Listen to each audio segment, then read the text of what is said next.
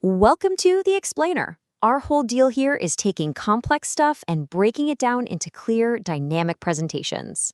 So, could the size of your desk actually be unlucky? I know, it sounds a little out there, right? But according to this ancient Chinese practice, the precise dimensions of your furniture, well, they might just hold the key to your fortune. And we're not just talking about whether it physically fits in your room.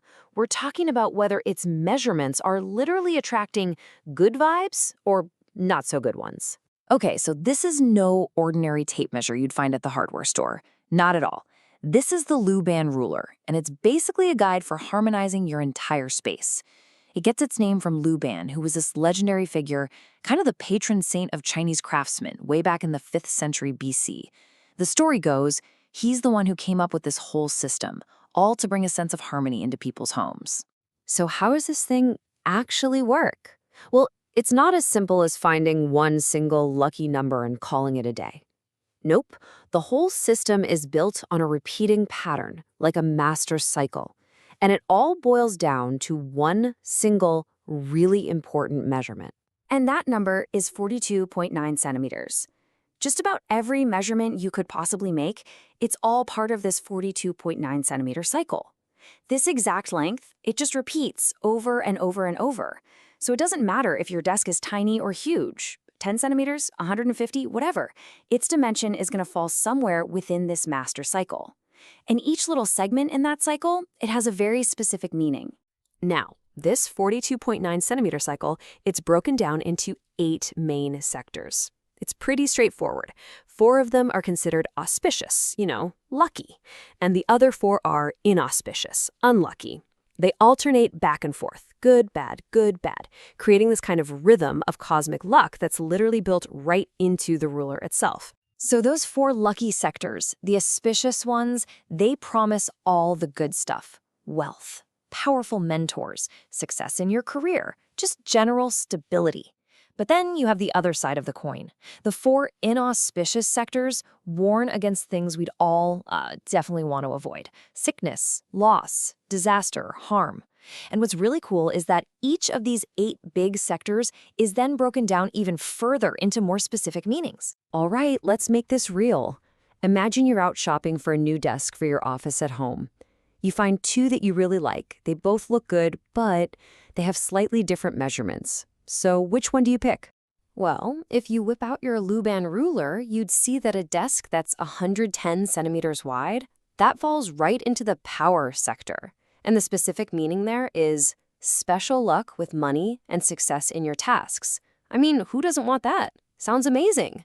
But that other desk, the one that's just 15 centimeters smaller at 95 centimeters, whoops, that one lands right in the sickness sector, which is tied to bad luck and even concepts like imprisonment. Suddenly the choice becomes, well, pretty darn clear, doesn't it? Okay, but here's where it gets really interesting, and the whole system reveals another layer of complexity. See, this Luban ruler we've been talking about, it's designed only for the world of the living, for our homes, our furniture, our offices. This is what we call the Yang world. And believe it or not, that's only half the story. Which of course brings up a really important question. What ruler are you supposed to use for things connected to the spirit world? Like an ancestral altar or even the dimensions of a headstone or a tomb.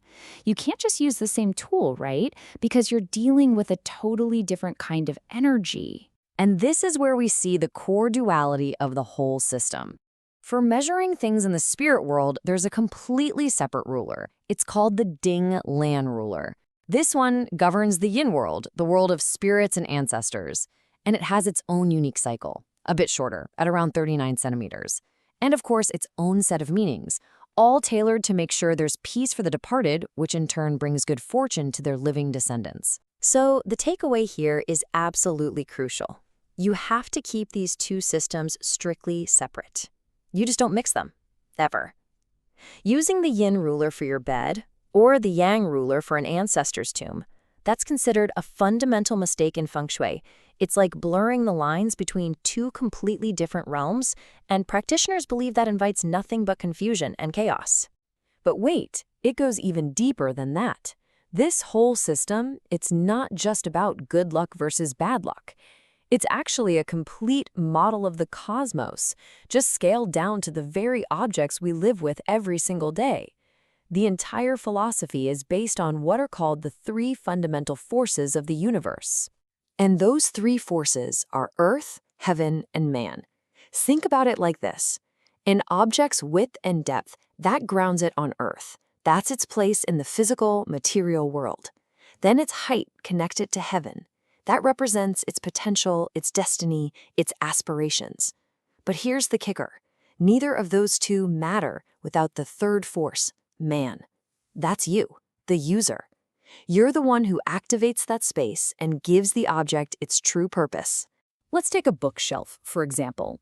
Its width and depth, that's its physical footprint on Earth. Pretty simple. Its height represents its potential in the realm of heaven. You know, its ability to help you elevate your status through knowledge.